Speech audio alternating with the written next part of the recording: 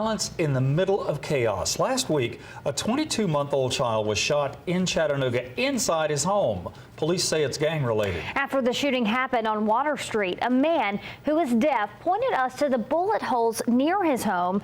News Channel 9's Stephanie Sanastasi shows us what it's like to be able to see a shooting but not hear it. The morning after that little boy was shot, we went out to the neighborhood where the shooting happened.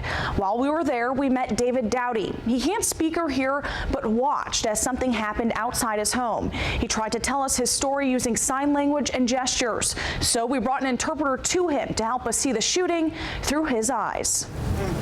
2 more shots there. Another shooting in Chattanooga leaves another community left with questions. Why here? Who were the shooters targeting? And is it time for me to move? For David Dowdy, it scares him because he can't hear the warning signs or when bullets start flying outside his home. It's the first time I've had a shot in my home, and I was looking at it in the hole.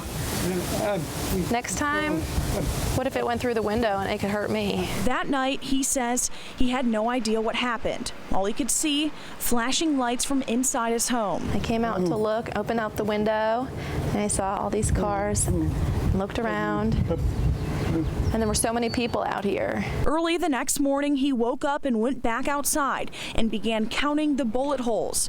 He found 2 here in this toy car. 1, 2, 3, 4, and 2 more. Altogether about 6 shots. One of those shots hit here in the gutter on his home. For him, that's terrifying because he never heard it and never will if the bullets fly that close again. I'm alone. No one would know and no one would see what happened. And I can't hear if someone's going to knock on my door and let me know what happened.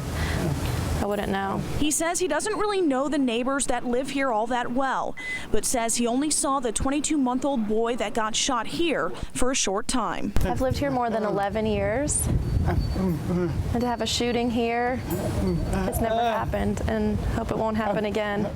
Chattanooga police still don't have anyone in custody for this shooting. They believe the suspects drove off in a 4-door red sedan. I'm Stephanie Sanastasi reporting. The interpreter for this story was Erica Newman. She's a former employee of News Channel 9.